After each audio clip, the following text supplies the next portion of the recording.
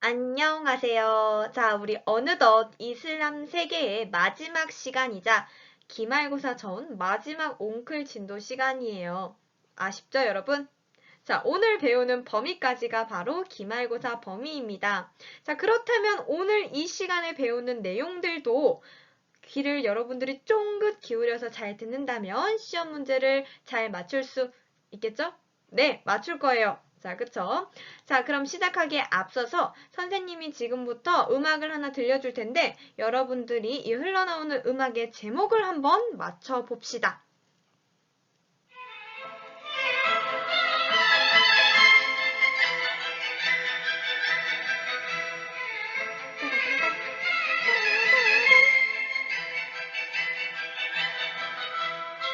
자, 여러분 진짜 많이 들어봤죠? 뭐예요? 바로 모차르트의 소나타 중에 유명한 터키 행진곡입니다. 아, 선생님 뭐예요? 지금 역사 시간인데 뜬금없이 클래식은, 그쵸? 자, 이 터키 행진곡은 여러분 터키 군악대 리듬을 특징으로 하는 음악인데요. 이게 오스만 제국의 유럽 침공으로 18세기 경부터 각지에 터키 군악대가 등장을 했었고 이것이 음악 분야에도 많은 영향을 미쳐서 터키풍의 음악이 나왔다고 해요. 그래서 오늘 우리가 배우는 이 이슬람 세계의 팽창에는 셀주크 티르크를 거쳐서 오스만 티르크를 거쳐 발전을 하게 되지 않습니까? 그래서 우리가 배우는 역사적 사실들이 사실 주변에 찾아보면 진짜 이렇게 많이 찾아볼 수가 있어요. 자, 그럼 우리 이 노래와 함께 더불어서 사진을 하나 더 살펴보도록 할게요. 자, 여러분 여기는 어디 도시일까요? 자, 요런 풍경도 있습니다. 아이고, 요즘 날씨가 더워서 더 가고 싶죠? 여기는 바로 터키의 이스탄불의 풍경입니다. 2500년 이상의 역사 속에서 시대가 계속 변함에 따라서 3번이나 이름이 바뀌었던 도시였는데요. 자, 여러분들은 이미 배워서 알고 있습니다. 자, 그리스 시기에는 비잔티움이란 이름으로, 그리고 동로마 시기에는 어떻게 바뀌었죠? 콘스탄티노플로. 자, 콘스탄티노플은 동로마의 1000년 이상의 번영을 누렸었죠. 그리고 오늘 우리가 배울 오스만 제국 시기에는 이들에 의해서 동로마가 망하게 되면서 이스탄불로 이름이 바뀌고 오스만 제국의 수도가 되어서 번영을 하게 됩니다. 자, 그래서 이 위치를 확인하면 지금 오스만 제국의 이스탄불 여기 있죠.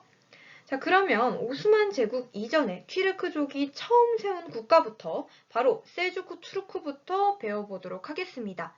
시작! 셀주크 티르크를 먼저 배우기 전에 선생님이 이슬람 왕조를 배울 때 배웠던 아바스 왕조의 연표를 복습하는 겸 함께 보고자 합니다.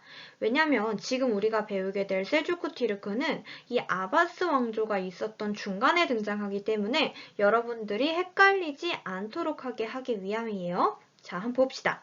자, 먼저 750년에 아바스 왕조가 바그다드에 수립이 되어요. 그리고 751년에 탈라스 전투, 아바스 왕조와 당나라와 싸웠던 전투죠. 그래서 비단길 주도권을 획득하게 되고요. 그리고 이 중간에 756년에 이베리아 반도에서 코르도바를 수도로 한 후우마이야 왕조가 중간에 나타나게 되죠? 그래서 얘네가 막 서로 칼리프라고 막 내세웠다고 했었잖아요. 그러면서 이 10세기에 들어가면 이 아바스 왕조가 악화되기 시작합니다. 우리 이 시기에 이집트로 가서 아바스 왕조를 부정하고 파티마 왕조가 등장해서 나도 칼리프 했던 것도 기억났죠. 자, 그리고 수도인 바그다드에 우리 조금 낯설고 생소하지만 이 부하이 왕조라는 왕조가 들어서기도 해요. 이 부하이 왕조는 이란, 이라크 지역에서 세운 이슬람 왕조인데 이들은 이 아바스 왕조의 수도였던 바그다드를 점령하고 사실상 아바스 왕조의 칼리프를 무력화시켜요. 자, 그럼 아바스 왕조는 망했냐? 아니요, 망한 건 아니고 계속 약화된 상태에서 힘이 없으니까 그냥 부하이 왕조를 그냥 냅둘 수밖에 없었죠. 자, 그리고 드디어 11에서 12세기에 이르는 누가 등장해요? 지금 우리가 배우게 될 셀주크 튀르크가 이때 등장을 해서 부하이 왕조를 점령해서 정복하고 또 바그다드를 점령해서 나는 술탄이다 하하하하 하면서 나타나게 되는 거예요.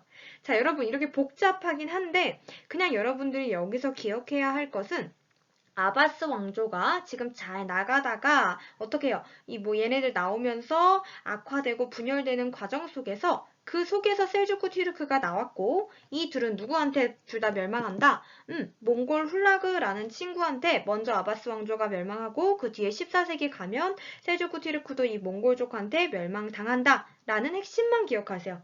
자, 그래서 여러분들이 왜 서아시아사 OT 할 때 다 못 채웠던 프린트 있죠? 이 프린트에서 선생님이 나머지 채워준다고 했었잖아. 여기 지금 질문 많이 들어왔었는데 여기에다가 뭐 들어가야 돼요? 아바스 왕조 들어가면 되겠죠? 자, 여러분 그러면 아바스 왕조와 셀주크 튀르크가 동시에 존재하긴 했다라는 내용 먼저 머릿속에 집어넣고 셀주크 튀르크를 배워보도록 하겠습니다. 자, 이 셀주크 튀르크는 중앙아시아의 튀르크인들이 서아시아 쪽으로 이렇게 이동해 오면서 성립하게 돼요. 자, 우리 튀르크인들 어디서 왔다 그랬어요? 자, 이 민족은 선생님이 몽골 쪽 돌궐 친구들이 이동해 왔었다고 얘기했었죠. 자, 그래서 어찌되었든 이들은 이 아바스 왕조의 친위 대나 그리고 용병 그리고 노예군으로 활약을 하기도 했습니다. 그래서 이들이 10세기 중반에 족장 셀주크가 이끄는 튀르크가 카스피해 부근, 여기 카스피해 부근 그리고 젠드 지역을 중심으로 일어나서 이슬람 교도로 재개종을 한 후에 주요 세력으로 성장하게 됩니다.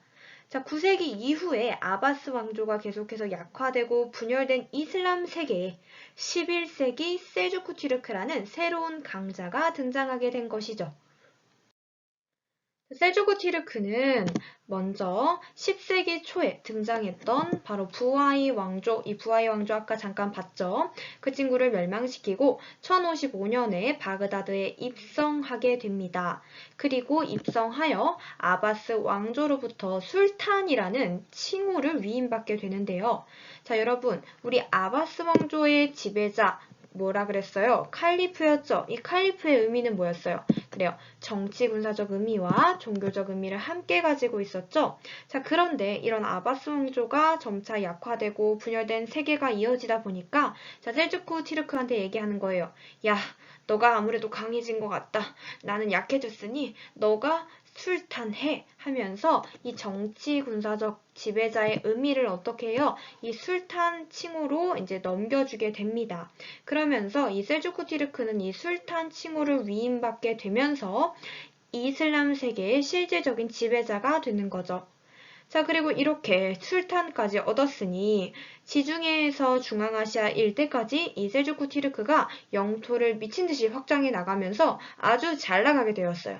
자, 그런데 영토 확장 과정에서 부딪히는 애들이 있었으니 그것은 바로 크리스트교 세계였어요. 자, 그래서 일어난 전쟁은 무엇이었죠?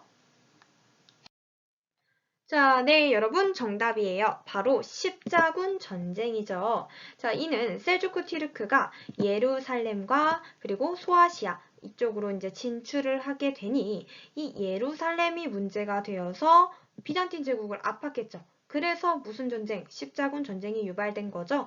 자, 그럼 지도로 다시 보면 여러분 그래서 1055년에 이 셀주크 튀르크가 바그다드에 입성했고 그리고 지금 여기 예루살렘 그리고 이쪽이 소아시아거든요. 아나톨리아 지역이라고도 하는 여기를 점령하니 어때요? 이 십자군 전쟁이 유발한 것이죠. 자, 그럼 여러분 이 예루살렘은 도대체 왜 문제가 된 것이었어요? 자, 이 사진을 보면 이 예루살렘 사진인데 예루살렘 사진에 뭐예요? 유대교 신전도 있고 예수님의 교회도 있고 그리고 무함마드의 그 바위 돔이 함께 있는 걸 볼 수가 있어요.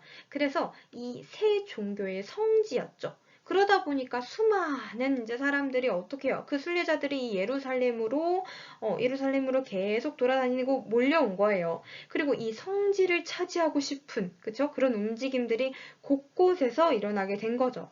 그러니 예루살렘을 차지했던 셀주크 튀르크는 어떻게 했어요? 막이치죠. 그쵸? 그러면서 이 가까웠던 이 비잔티움 제국부터 친히 일어나게 된 전쟁이 십자군 전쟁입니다. 자, 비잔티움 제국이 너무너무 무서워서 누구한테 도움을 요청해요? 서로마 교회에 도움을 요청하잖아요. 그래서 우르바누스 2세가 뭐라 그래요? 우리 같은 로마 친구들이 이교도로부터 위협을 받고 있다. 이들을 구하고 예루살렘 성지를 탈환하러 가자 하고 십자군 전쟁이 본격적으로 발발하게 된 거죠. 자, 여러분, 우리는 이 십자군 전쟁을 유럽사에서 이미 만났지만 오늘은 이 서아시아 파트 셀주크 튀르크 입장에서 십자군 전쟁이 나온 거예요. 이게 세계사를 배우는 묘미죠. 계속 마주쳐 봅시다. 자, 이렇게 십자군 전쟁이 계속해서 장기화되자 제발 이제 그만하자. 174년. 제발 그만할 때도 되지 않았니? 그러면서 이제 셀주크 티르크는 약화되었고 왕실의 내분까지 겹쳐서 결국 분열되고 말아요. 자, 이 사진은 몽골족이 바그다드를 점령한 사진입니다. 선생님이 몽골에게 망하는 이슬람 세계가 두 번 있다고 했죠. 바로 1258년에 아바스 왕조가 이미 망하게 되고 우리 1307년에 셀주크 튀르크가 세계 최고 영토 정복을 자랑하는 훌라그의 몽골 제국에 의해 멸망하게 됩니다. 자, 셀주크 투르크와 아바스 왕조를 멸망시켰던 몽골 제국도 결국 여러 나라로 갈라지고 힘이 약해진답니다. 자, 2학기 중국사 할 때 다시 배울 거예요. 어찌되었든 중국에는 명나라가 일어나면서 초원으로 이 몽골족들을 다 몰아내버렸고 이 한편 아시아 서쪽에서는 오스만 투르크가 일어나서 점점 힘을 키우고 있었어요. 그리고 이때 중앙아시아에서 몽골 제국을 다시 일으켜서 칭기스칸의 후예를 자처한 티무르라는 친구가 등장을 하게 됩니다. 징기스칸, 징기스칸. 여러분 이런 노래 못 들어봤죠? 선생님 어렸을 때는 이런 노래가 그 몽골 제국의 짱이었던 칭기스칸을 찬양하는 이런 노래가 참 유행이었는데 자 어찌되었든 이 티무르가 나와서 몽골의 후손들이여 일어나라 내가 다시 대제국을 세워나갈 것이다 라고 외치며 자, 이 티무르는 여기 있는 사마르칸트를 수도로 정하고 이웃 나라들을 하나하나씩 차지하기 시작했어요. 그러면서 이제부터는 내 말발굽이 닿는 곳은 다 나의 땅이다 라고 하면서 마치 세계 정복자였던 칭기스칸처럼 이렇게 영토를 확장해 나갑니다. 그래서 티무르는 대제국을 건설하게 됩니다. 서아시아에서 중앙아시아에 이르는 대제국이죠. 그래서 오늘날에 이 아프가니스탄과 이란 방면으로 진출을 하게 되는데 선생님이 지도를 가져왔어요. 자, 여기가 이란 그리고 아프가니스탄. 이 지도로 보면 여기가 이란, 아프가니스탄 이쯤 되겠죠. 그래서 이 티무르는 여기 있던 이 이란 방면으로 그 전투를 하게 되는데 전투를 하는 과정에서 오른손과 오른다리를 되게 크게 다쳤대요. 그래서 평생 절름발이로 살았다라고도 전해져요. 그리고 또 그가 진출한 곳은 자, 딱 둘러보니까 이제 오른쪽으로 눈을 돌리게 돼요. 자, 여러분 지도를 보면 여기 지금 무슨 강이 흘러요? 인더스 강이 흐르죠? 그럼 어디일 것 같아요? 맞아요. 여기 밑으로는 인도예요. 그러니까 인도로 눈을 돌려서 인도의 당시 왕조는 델리 술탄 왕조라는 왕조인데 이렇게 이 델리 술탄 왕조까지 침공을 하게 됩니다. 자, 15세기 인도까지 휩쓸어 티무르 왕조가 이렇게 번영하면서 중앙아시아의 새로운 강자로 떠오르게 되는 거죠. 모든 전투에서 한 번도 져본 적이 없었던 티무르는 이번에는 당시 가장 큰 힘을 가지고 있었던 누구? 이슬람 국가 오스만 제국을 집중하기 시작했어요. 오호, 이번에 내가 정복할 곳은 바로 너희구나. 자, 그런데 이 티무르의 이런 자신감을 보고 그 밑에 있는 장수들은 두려움에 떨면서 막 얘기했대요. 폐하, 오스만의 술탄인 바예지드 1세는 그렇게 만만한 상대가 아니에요. 우리 진짜 잘 생각하고 덤벼야 돼요. 라고 얘기를 했대요. 자, 오스만 제국의 통치자 바예지드 1세는 이따가 우리 배우겠지만 오스만 제국이 서유럽 세력을 무찌른 최강 군대였던 그의 친위대 예니체리라는 군대를 가지고 있었기 때문에 함부로 그렇게 덤빌 상대가 아니었었죠. 그런데 티무르는 엄청난 자신감을 가지고 있었대요. 여러분이 삶을 살아가는데 사실 이런 자신감을 갖는 것도 참 중요한 것 같아요. 아무리 여러분의 앞길이 막막하고 또 이제 넘어갈 수 없는 그렇게 보이는 어려움을 만났다 하더라도 여러분 겁먹지 말고 우리 자신감을 갖고 부딪혀 보세요. 사실 그 벽은 진짜 별게 아니었을 수도 있어요. 선생님이 여러분보다 조금 더 살아보니 그렇더라고요. 자, 그래서 자만심은 안 되죠. 그런데 이제 자만심 말고 건강한 자신감을 가지고 우리 인생을 나아가 봅시다. 자, 세계사 시험도 여러분 겁먹지 말고 공부한 여러분 자신들을 믿으면서 자신 있게 푸세요. 자, 좀 다른 소리를 했는데, 자, 어찌되었든 이 티무르는 이러한 자신감으로 야, 오스만아, 나한테 무릎 꿇으면 너그럽게 용서해줄게 라는 편지까지 보냈대요. 대단한 용기죠. 그런데 이 오스만이 이걸 읽고 익십을 해요. 익십을 해서 티무르가 화가 나겠죠? 그래서 인도에서 데려온 코끼리들을 앞세워서 쳐들어 가게 된 전투를 바로 우리가 앙카라 전투, 1402년에 앙카라 전투라고 해요. 자, 그래서 이렇게 쳐들어 가니 앙카라 전투가 일어났고요.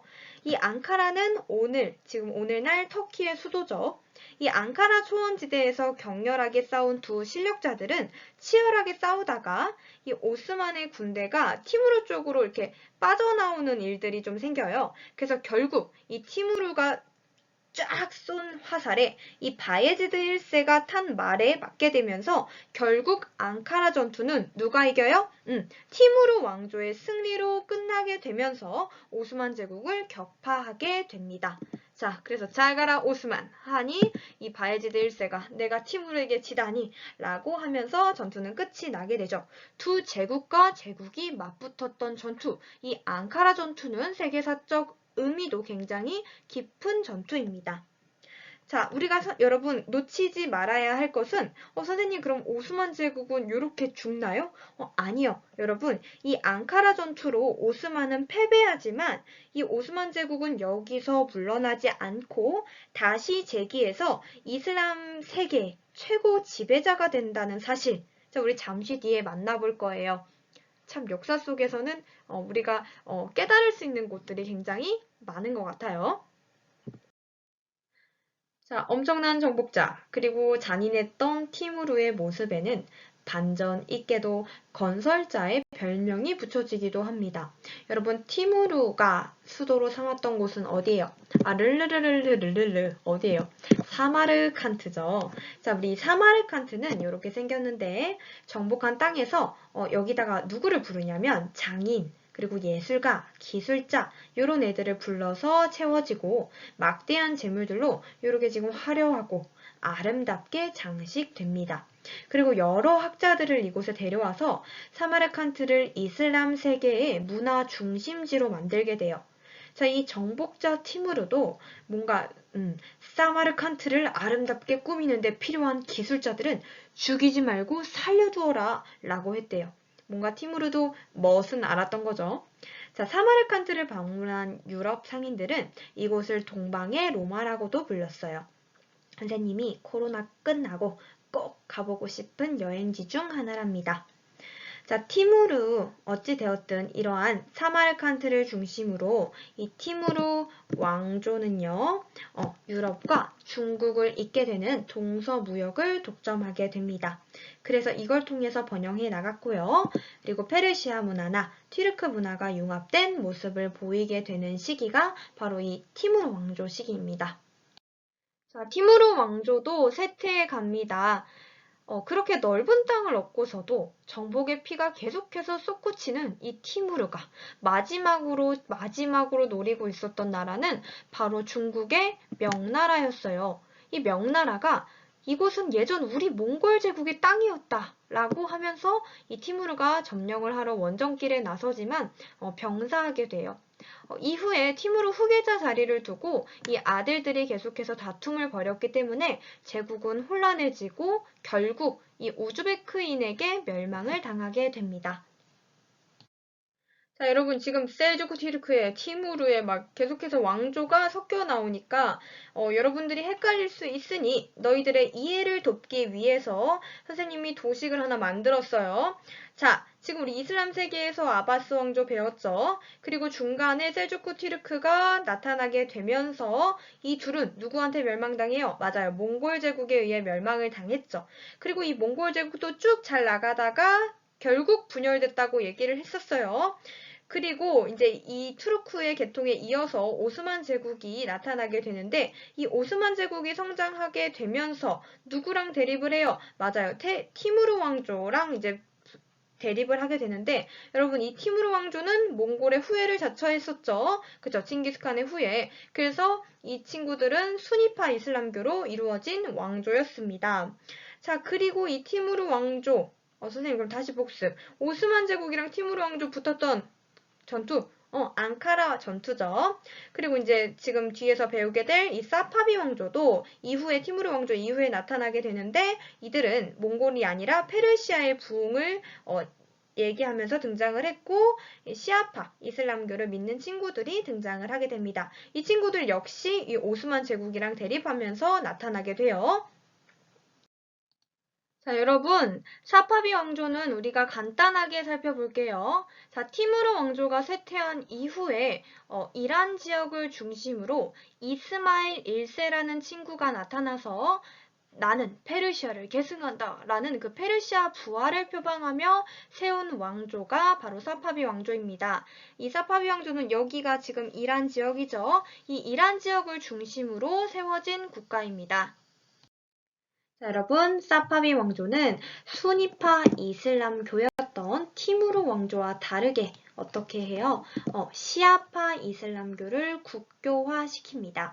그리고 스스로 페르시아를 계승해서 페르시아 군주의 칭호였던 샤를 사용을 합니다. 이 샤는 왕 중의 왕이란 뜻이죠. 자, 이럼으로써 이 사파비 왕조는 이슬람 그리고 페르시아의 두 왕조 모두 정통성을 가지고 오게 돼요.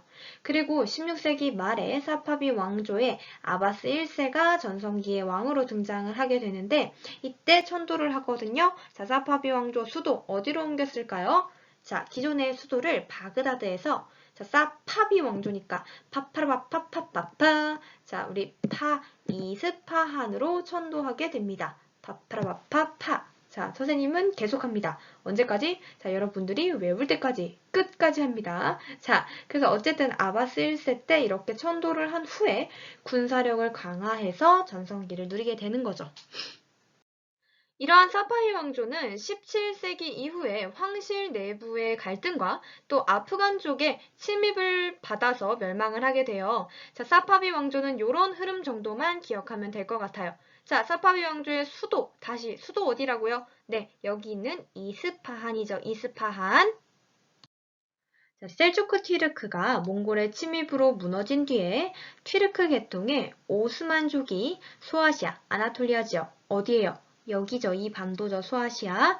이 반도에 국가를 세우니 드디어 오스만 제국입니다. 자, 여기 지도를 보면 여기 오스만 제국의 초기 영토가 진한 초록색으로 나와 있어요. 진짜 쪼매났죠. 그런데 이렇게 넓어지는 거예요. 자, 우리 연도를 확인해 보면 지금 13세기에서 무려 20세기까지 번영했던 모습을 알 수가 있어요.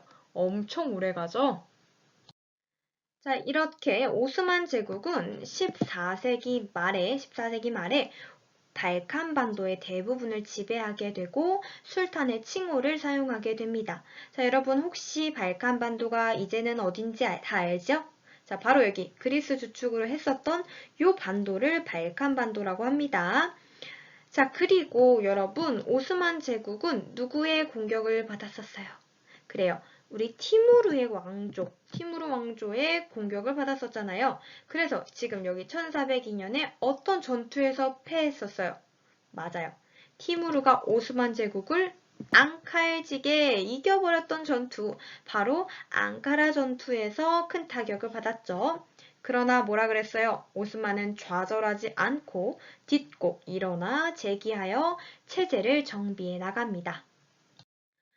자, 여러분, 오스만 제국은 대표적인 황제들 우리가 3명을 배울 거예요. 자, 지금 사진을 보면 실타래로 감싼 이 모자를 터번이라고 하는데 어때요? 이 터번이 굉장히 무거워 보이죠? 막 고개가 내 목이 아프네. 자, 이거는 이제 권위의 상징이라고 해요. 자, 그래서 메흐메트 2세, 셀림 1세, 술레이만 1세. 자, 누가 제일 터번이 커 보이나요? 지금 술레이만 1세가 제일 커 보이죠? 이건 믿거나 말거나 하지만 이 사람이 오스만 제국의 전성기예요. 터번이 제일 커서. 자, 하지만 앞에 두 황제도 여러분 중요해요. 자, 그럼 그들의 구체적인 업적을 한번 살펴봅시다. 자, 여러분, 지금 이 사진을 보세요. 어떤 장면인 것 같나요? 자, 여기 지금 깃발을 들고 있는 자가 바로 지금 첫 번째로 배울 이 오스만 황제 메흐메트 2세예요. 메흐메트 2세.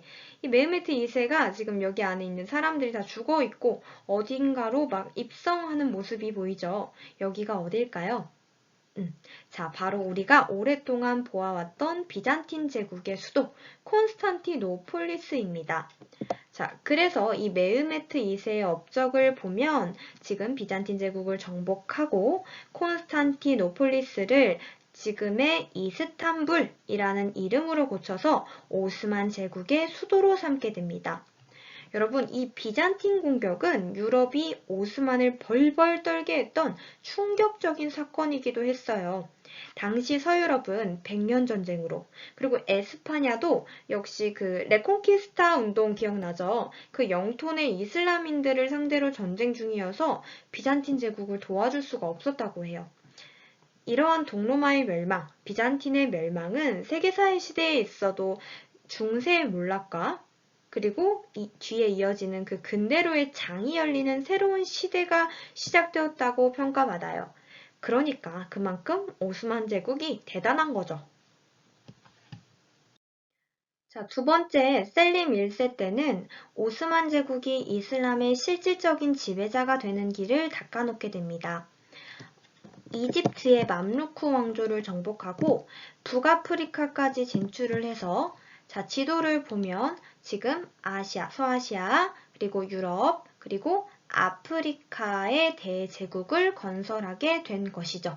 그래서 세 대륙에 걸친 나라라는 별명이 있게 됩니다.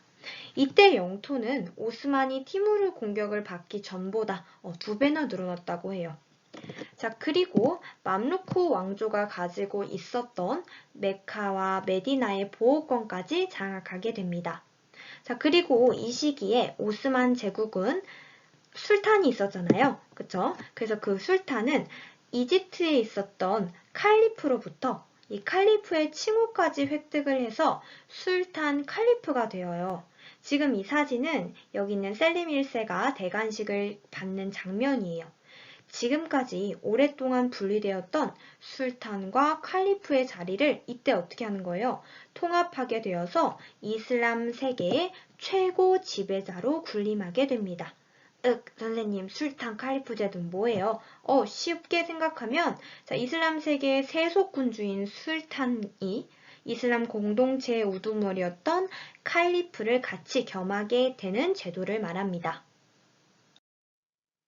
자, 오스만 제국의 전성기는 바로 16세기 술레이만 1세 때 찾아오게 됩니다.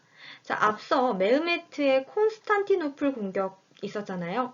그거 유럽의 입장에서 보면 그냥 전쟁의 예고편에 불과했어요. 자, 이 술레이만 1세 때 이르러서는 유럽으로 방향을 틀어 나아갑니다. 자, 그래서 어딜 정복하냐? 이 헝가리를 정복하고 그리고 오스트리아 수도였던 이 빈을 갖다가 포위 공격을 했어요.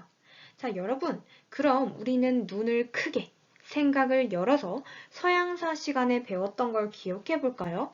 자, 16세기쯤 서유럽은 어떤 시기였죠? 우리 배웠다고요. 자, 바로 절대왕정 시기였어요. 그래서 이 시기는 합스부르크의 우리 카를 오제 5세 황제 기억나나요?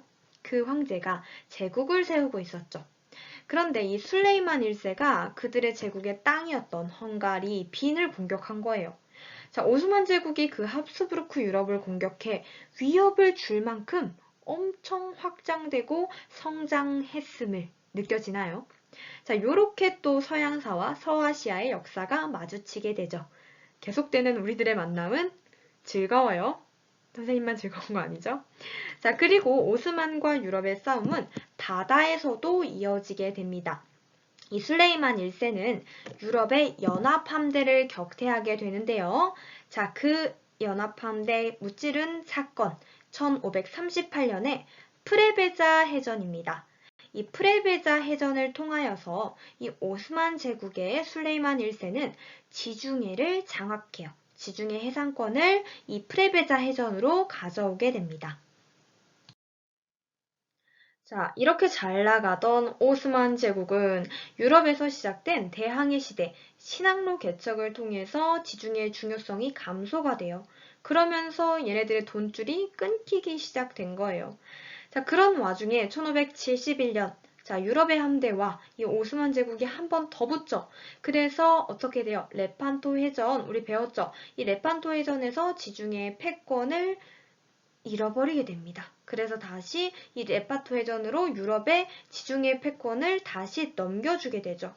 그러니까 아까 지금 프레베자 해전으로 오스만 제국이 지중해 패권을 장악하게 되었지만 1571년 레판토 해전을 통해서 이 오스만 제국은 지중해 패권을 다시 유럽으로 넘기게 되는 거죠. 그래서 결국 오스만 제국은 17세기 말에 서양의 침입으로 영토를 계속 잃어나가게 되고 관료들과 군인들의 부패로 쇠퇴의 길을 걷게 됩니다. 자, 우리 다음 영상을 보여줄 건데 이것을 보면서 오스만 제국의 술레이만 1세부터의 역사를 정리해 보세요. 셀림 1세의 외아들 술레이만이 오스만 제국의 10대 술탄으로 즉위합니다.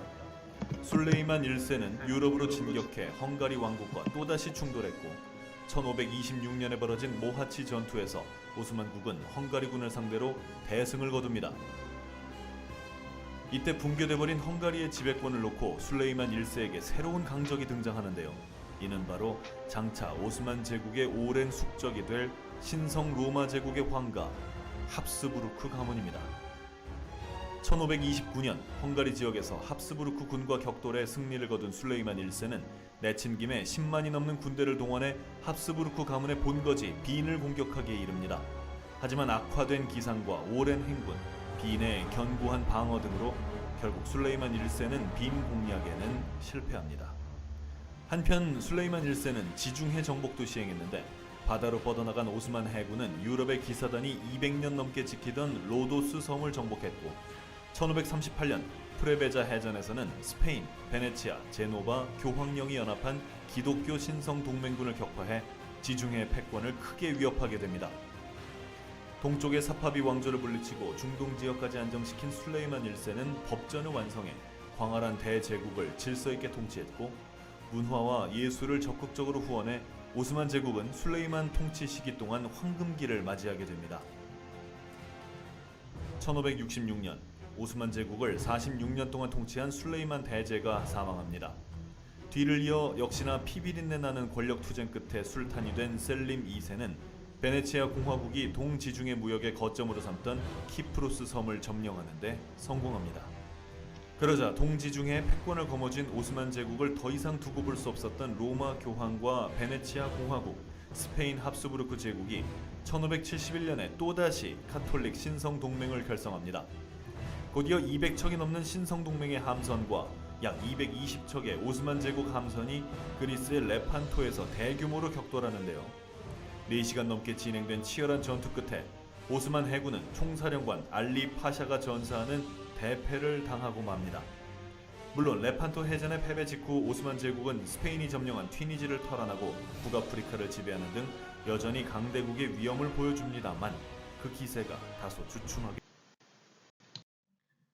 오스만 제국, 이들은 튀르크인들이 세운 이슬람 국가였지만 엄청나게 넓은 대제국으로 발전하면서 여러 민족과 종교들을 만나게 돼요.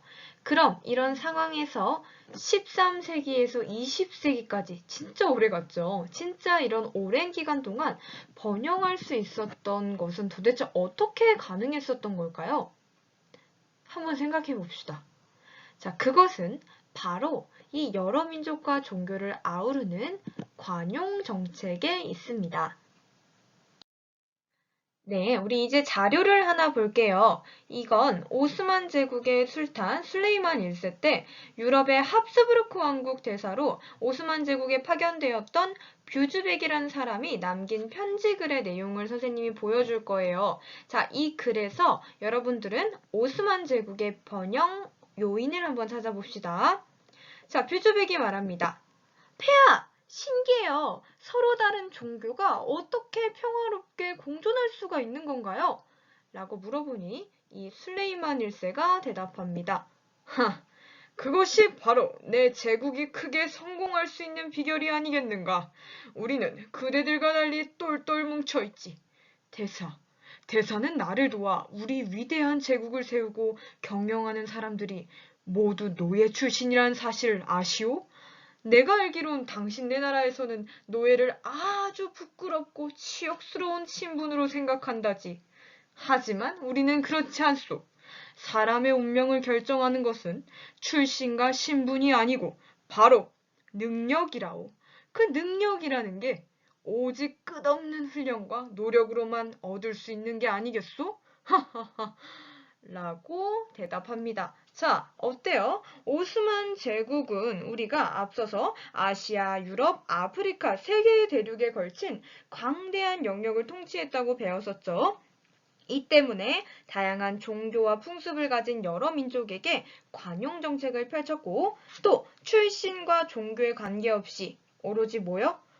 능력에 따라 기회를 주고 널리 인재를 등용해서 제국을 통치하고자 했던 그 오스만 제국의 비밀, 그 비밀을 이 사료를 통해서 알 수가 있습니다. 자, 관용 정책으로 구체적인 통치 체제에는 티마르제, 데브시르메 제도, 밀레트 제도 등을 정비해 나갑니다. 자, 여러분 집중! 잘 들어요. 자, 여기는 이번 기말고사에서 서술형으로 낼 거예요. 자, 뭐라고요? 서술형으로 낼 거예요. 자, 그러니까 다 외워야겠죠? 알겠죠? 정말 중요하니까 꼭꼭꼭꼭 기억해 둡시다. 서술형이니까 어떻게 공부해야 하는지 예상이 가죠? 자, 이름이 굉장히 낯설지만 계속 입으로 뱉다 보면 될 거예요. 선생님도 세계사는 항상 이렇게 용어가 어려워서 꼴보기 싫은 때가 진짜 많아요. 그렇죠? 그래서 결국 새로운 단어들이랑 친해지는 수밖에 없어요. 선생님 같은 경우에는 자기 전에 이 데브시르메 제도 외울 때 데브시르메, 데브시르메, 데브시르메, 아 정말 싫다, 정말 싫음해, 싫음해, 싫음해, 싫음 앓다가 잤는데 자 이렇게 반복을 하면 다음날 이제 외워지고 있더라고요. 자 그러니까 여러분도 얼른 빨리 친해지세요. 그러기 위한 첫걸음. 자, 이것들이 무슨 뜻인지 알아야겠죠? 자, 우리 구체적으로 한번 살펴볼까요? 첫 번째로 티마르 제도입니다. 오스만 제국은 영토가 엄청나게 확대됨에 따라서 술탄의 직할지를 빼고는 그 나머지 영토를 총독이나 현지 지배자들한테 위임을 했어요. 그래서 이제 술탄이 군사적 봉사를 하는 대가로 너희들한테 뭘 주겠다? 토지의 징세권을 주겠다라는 제도가 실시가 되었어요. 그래서 토지 징세권 자체가 티마르라고 하는데 그래서 티마르 제도를 실시하게 됩니다. 자, 다음은 선생님이 외우기 싫음해 하다가 갑자기 외워졌었던 대부 시르메 제도입니다. 자, 오스만 제국에는 여러분 발칸반도도 정복했었잖아요. 그래서 거기 있는 이제 기독교 국가인 발칸반도에 크리스트교 청소년들이 있잖아요. 걔네들을 강제로 끌고 와서 얘네들을 이슬람교도로 개종을 시킵니다. 왜?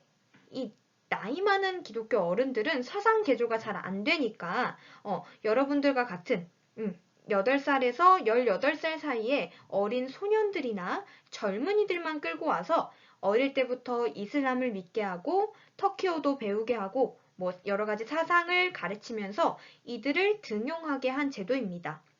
그래서 이 대부 시르메 제도를 통해서 엄격한 교육과 훈련을 거쳐서 예니체리나 관료로 육성을 하게 되는데요. 자, 그래서 여기서 이 친구들이 이제 뭐 예니체리입니다. 이 예니체리는 여러분 술탄의 칭의 부대를 뜻해요. 그래서 이 튀르크 말로는 새로운 군대라는 의미를 가지고 있는데 글자를 뜯어보면 여기가 예니가 새로운이라는 뜻이고 이 체리가 먹는 체리가 아니에요. 군인이라는 오스만 이제 말이에요. 그래서 이 예니체리는 오스만 제국에 없어서는 안 될 핵심 군부대가 됩니다. 자, 여러분 이 사진이 크리스트교 소년들, 그래 이 친구들 여기 보면 빨간 친구들 있죠? 이 빨간 귀여운 어린이들, 소년들, 이 소년들을 예니체리로 선발하는 모습입니다. 자, 마지막으로 밀레트 제도입니다. 여러분, 오스만 제국은 중동, 아프리카, 유럽을 포괄하는 광활한 영토를 갖고 있지요. 그러다 보니까 종교가 어떻겠어요? 당연히 다양하겠죠. 다양한 소수 종교들을 인정하면서 실질적인 통치를 하기 위한 제도가 바로 밀레트 제도예요. 자, 여기서 밀레트라는 건 오늘날의 자치구 같은 행정구역으로 이해하면 좀 쉬울 것 같아요. 그래서 밀레트는 오스만 제국의 종교적 자치 공동체였어요. 그러니까 비이슬람교도라도 다른 종교를 믿는 친구들 집중! 야, 있잖아. 인두세인 지지야만 납부하게 되면 너희들의 신앙, 너희들이 믿고 있는 거 인정해줄게 하면서 그들의 자치를 허용한 것이죠. 그리스 정교도, 뭐 유대교도, 뭐 이런 아이들이 각각의 밀레트 공동체를 이루고 오스만 제국은 이들에게 종교적 자유와 함께 교육, 뭐 언어, 관습, 재판, 뭐 이런 폭넓은 자율권을 부여해 줍니다. 모든 밀레트의 구성원은 개인의 능력에 따라 출세를 할 수가 있고 개종을 해서 다른 밀레트로 이주할 수도 있었습니다. 자, 그런데 여러분 단 지주야를 납부하면 가능하다는 얘기죠. 그쵸? 그러니까 납세 의무를 지킨다면 종교의 자치를 인정해준다는 얘기예요. 자, 여러분 각각 제도의 뜻을 알았으니 여러분이 티마르제, 데브 시르메, 그리고 밀레트 제도와 꼭 친해져 오세요. 자, 우리 마지막으로 오스만 제국의 문화를 살펴보고 정리를 좀 할게요. 자, 오스만 제국의 이제 문화의 가장 큰 특징은 동서 문화의 융합입니다. 여러분도 알다시피 다양한 민족과 종교로 이루어져 있으니 당연하겠죠. 자, 이슬람 문화를 바탕으로 해서 뭐 비잔틴 문화며 페르시아 문화며 튀르크 문화며 모두가 다 융합되게 됩니다. 그래서 문화의 황금기를 맞이하게 되죠. 자, 미술 분야에 있어서는 기존의 아라베스크가 더욱 활발하게 발달했고 페르시아풍의 그 영향을 받아서 세밀하게 그리는 세밀화가 유행하기도 합니다. 그리고 건축에서는 제국의 권위를 보여주었던 모스크가 굉장히 더 많이 다양한 방식으로 발전이 되게 되는데요. 시간이 흘러서 비잔틴 영식을 영향을 받아서 이제 여러 개의 돔이 중첩된 모스크 양식이 나오게 되는데 지금 이 사진을 보면 여러 개의 돔이 중첩되어 있죠. 이 사원이 대표적으로 바로 술탄 아흐메트 사원입니다. 엄청나게 아름답죠. 이 사진에서는 사실 노을의 그런 배경이 있어서 잘 안 보이는데 사원 내부를 보면 2만여 개의 푸른색 타일로 장식이 되어 있대요. 그래서 이제 이게 당연히 바깥에 빛이 돼서 반사되어서 들어오면 이런 빛이 굉장히 푸르게 보이기 때문에 블루 모스크라고 또 합니다. 여러분, 1학기 동안 어렵지만 재미있는 세계사 공부하느라 정말 수고 많았어요. 자, 여기까지 기말고사 시험범위입니다. 자, 그럼 각자 열심히 공부하다가 우리 다음 주에 만나요.